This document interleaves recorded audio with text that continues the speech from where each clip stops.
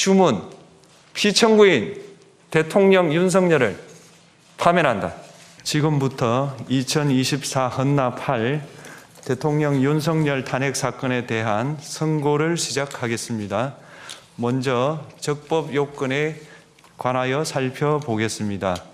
이 사건 계엄 선포가 사법심사의 대상이 되는지에 관하여 보겠습니다.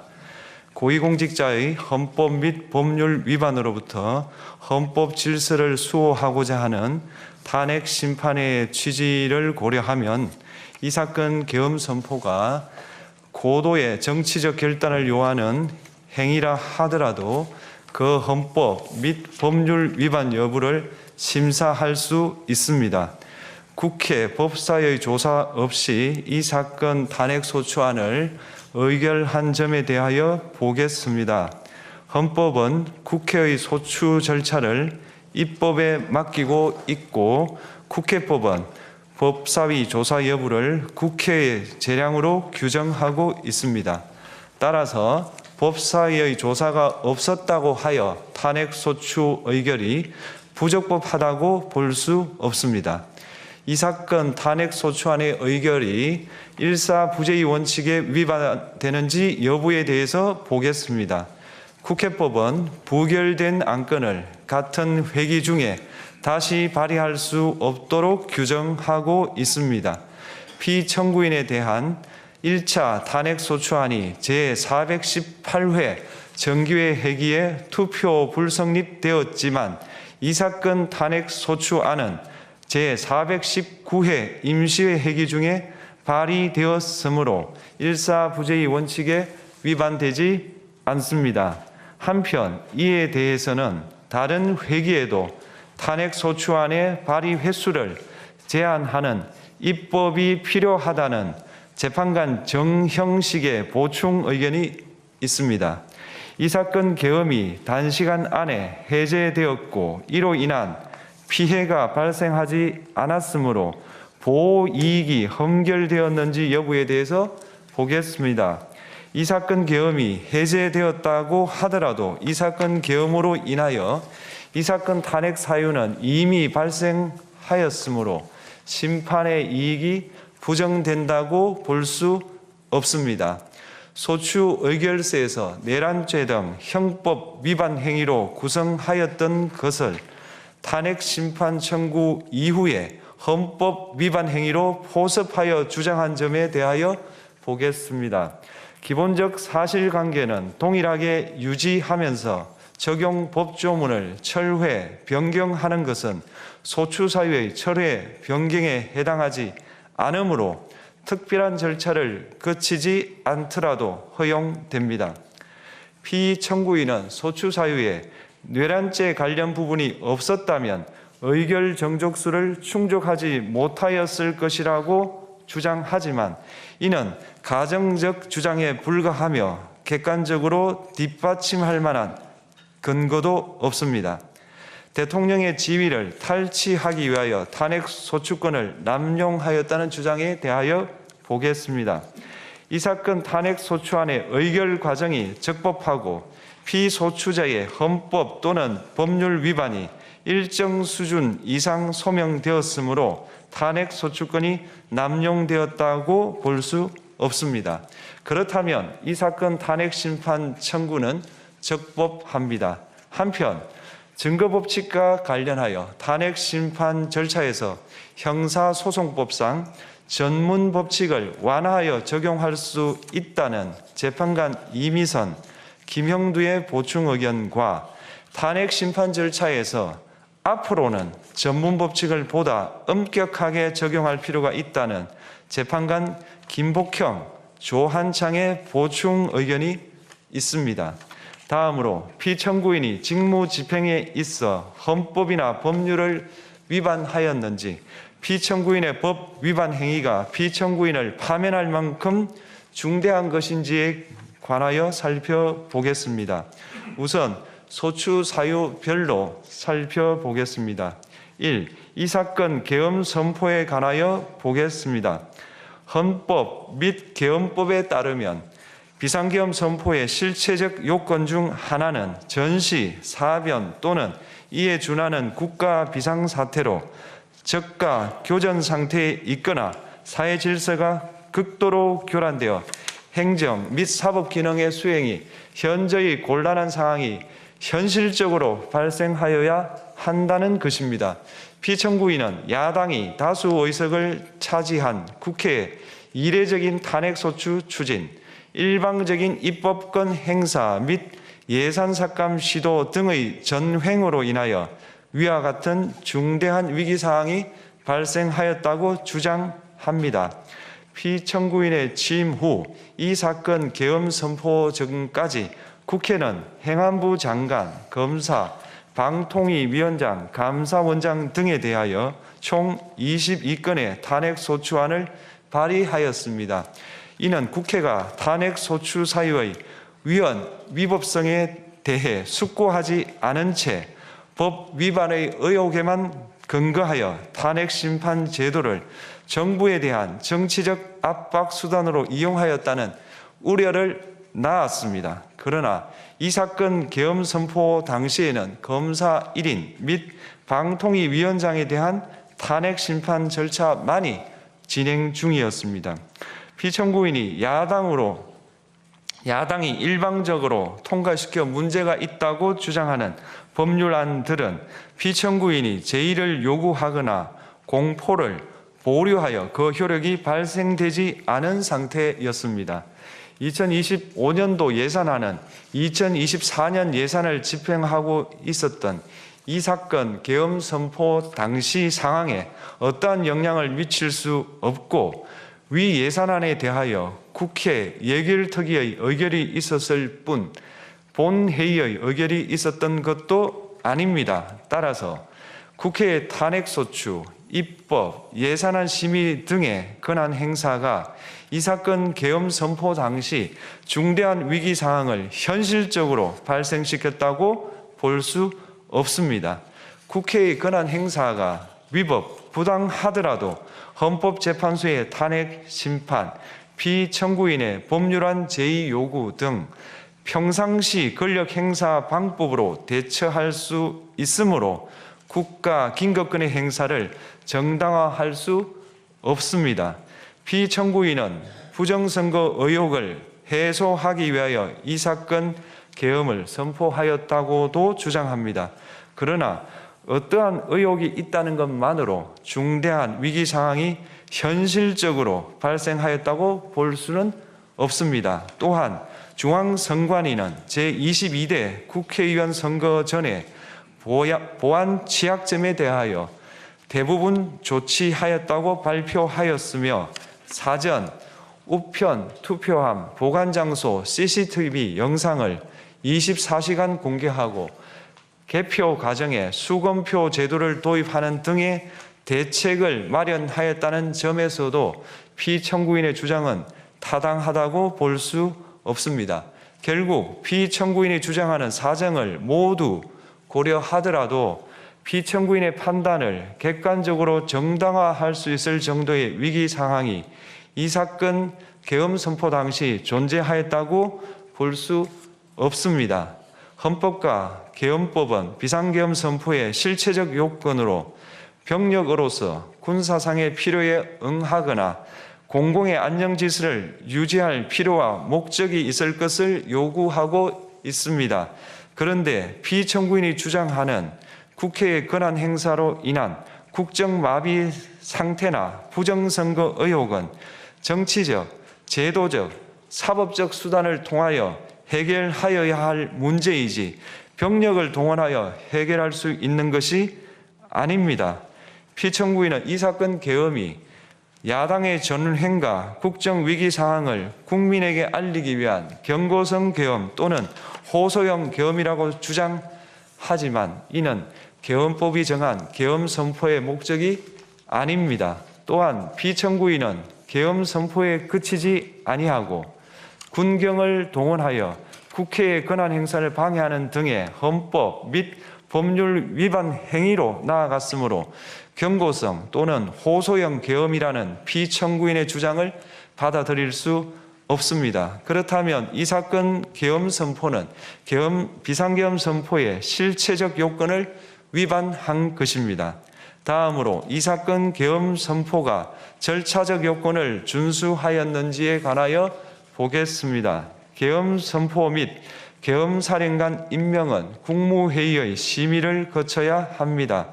피청구인이 이 사건 계엄을 선포하기 직전에 국무총리 및 9명의 국무위원에게 계엄 선포의 취지를 간략히 설명한 사실은 인정됩니다.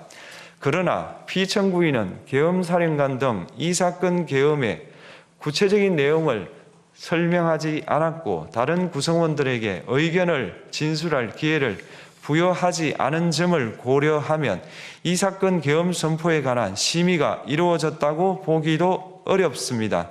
그 외에도 피청구인은 국무총리와 관계 국무위원이 비상계엄 선포문에 부서하지 않았음에도 이 사건 계엄을 선포하였고 그 시행 일시, 시행 지역 및 계엄사령관을 공고하지 않았으며 지체 없이 국회에 통고하지도 않았으므로 헌법 및 계엄법이 정한 비상계엄 선포의 절차적 요건을 위반하였습니다.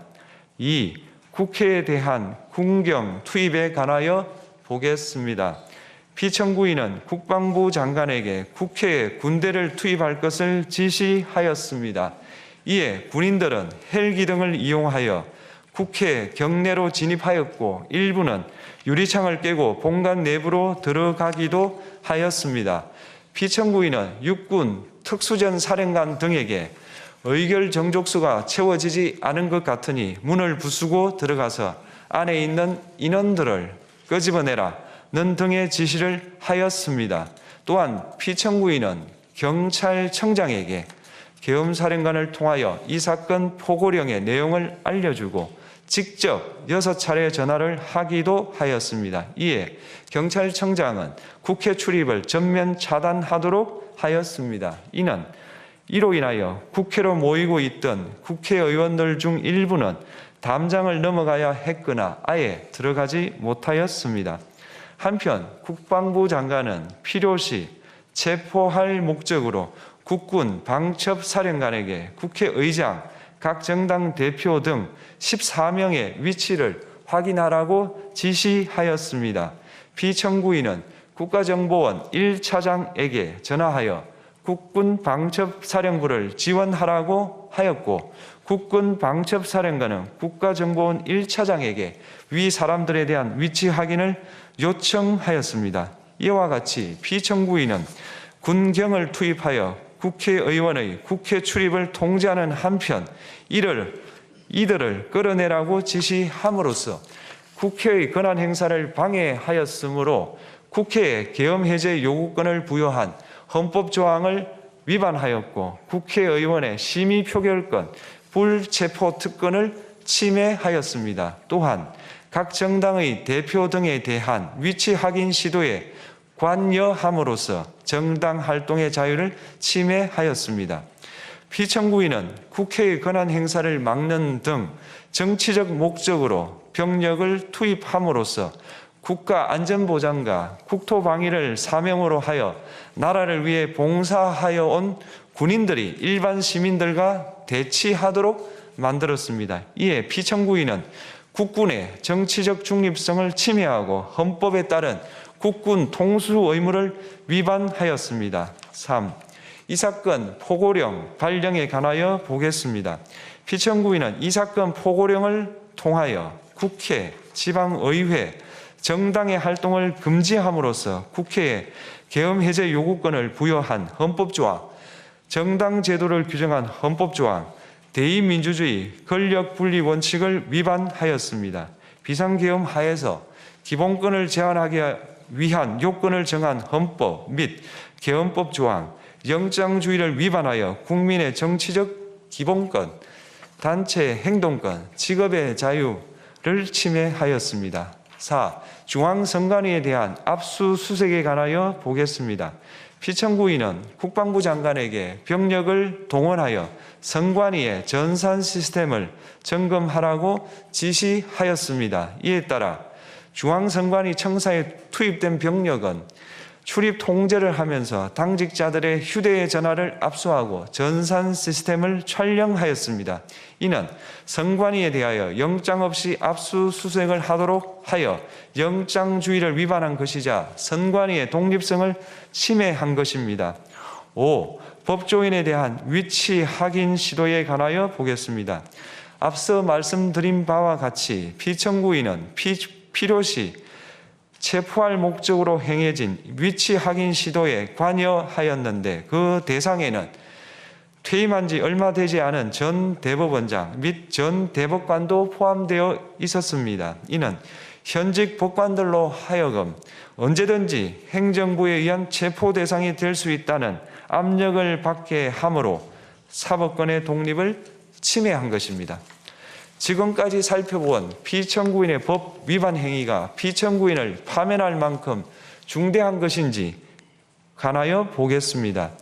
피청구인은 국회와의 대립사항을 타개할 목적으로 이 사건 계엄을 선포한 후 군경을 투입시켜 국회의 헌법상 권한 행사를 방해함으로써 국민 주권주의 및 민주주의를 부정하고 병력을 투입시켜 중앙선관위를 압수수색하도록 하는 등 헌법이 정한 통치구조를 무시하였으며 이 사건 포고령을 발령함으로써 국민의 기본권을 광범위하게 침해하였습니다. 이러한 행위는 법치국가 원리와 민주국가 원리의 기본 원칙들을 위반한 것으로 그 자체로 헌법 질서를 침해하고 민주공화정의 안정성에 심각한 위해를 끼쳤습니다. 한편 국회가 신속하게 비상계엄 해제 요구를 결의할 수 있었던 것은 시민들의 저항과 군경의 소극적인 임무 수행 덕분이었으므로 이는 피청구인의 법 위반에 대한 중대성 판단에 영향을 미치지 않습니다. 대통령의 권한은 어디까지나 헌법에 의하여 부여받은 것입니다. 피청구인은 가장 신중히 행사되어야 할 권한이 국가 긴급권을 헌법에서 정한 한계를 벗어나 행사하여 대통령으로서의 권한 행사에 대한 불신을 초래하였습니다. 피청구인이 취임한 이래 야당이 주도하고 이례적으로 많은 탄핵 소추로 인하여 여러 고위공직자의 권한 행사가 탄핵 심판 중 정지되었습니다. 2025년도 예산안에 관하여 헌정사상 최초로 국회 예산결산특별위원회에서 정액 없이 감액에 대해서만 야당 단독으로 의결하였습니다. 피청구인이 수립한 주요 정책들은 야당의 반대로 시행될 수 없었고 야당은 정부가 반대하는 법률안들을 일방적으로 통과시켜 피청구인의 제2 요구와 국회의 법률안 의결이 반복되기도 하였습니다. 그 과정에서 피청구인은 야당의 전횡으로 국정이 마비되고 국익이 현저히 저해되어 가고 있다고 인식하여 이를 어떻게든 타개하여야만 한다는 막중한 책임감을 느끼게 되었을 것으로 보입니다. 피청구인이 국회의 권한 행사가 권력 남용이라거나 국정 마비를 초래하는 행위라고 판단한 것은 정치적으로 존중되어야 합니다. 그러나 피청구인과 국회 사이에 발생한 대립은 일방의 책임에 속한다고 보기 어렵고 이는 민주주의 원리에 따라 해소되어야 할 정치의 문제입니다. 이에 관한 정치적 견해의 표명이나 공적 의사결정은 헌법상 보장되는 민주주의와 조화될 수 있는 범위에서 이루어져야 합니다. 국회는 소수 의견을 존중하고 정부와의 관계에서 관용 그리고 자제를 전제로 대화와 타협을 통하여 결론을 도출하도록 노력하였어야 합니다. 피청구인 역시 국회의 대표인 국회를 협치의 대상으로 존중하였어야 합니다. 그럼에도 불구하고 피청구인은 국회를 배제의 대상으로 삼았는데 이는 민주정치의 전제를 허무는 것으로 민주주의와 조화된다고 보기 어렵습니다. 피청구인은 국회의 권한 행사가 다수의 횡포라고 판단했다 하더라도 헌법이 예정한 자구책을 통해 견제와 균형이 실현될 수 있도록 하였어야 합니다.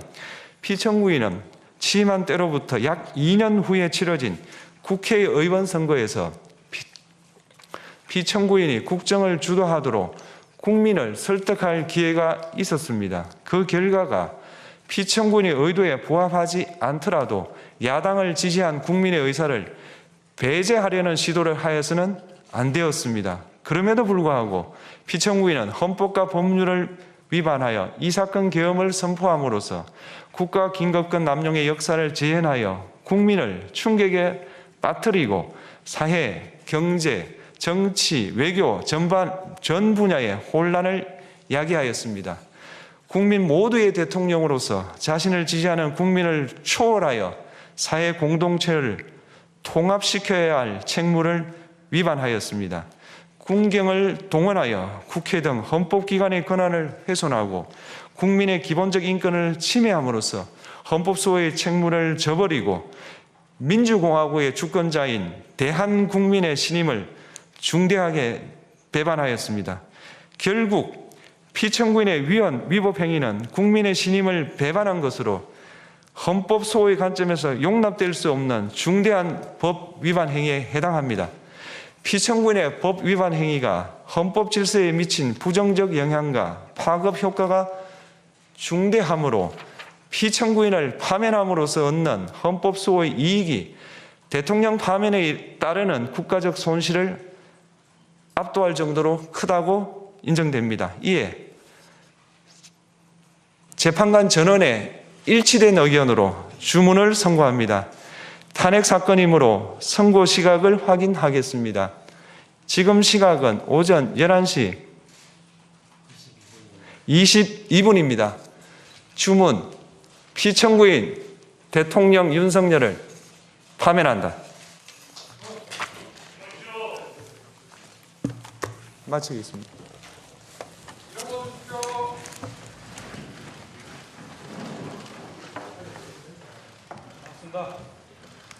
고맙습니다. 수고 많으셨습니다. 역사에 제기된 거야.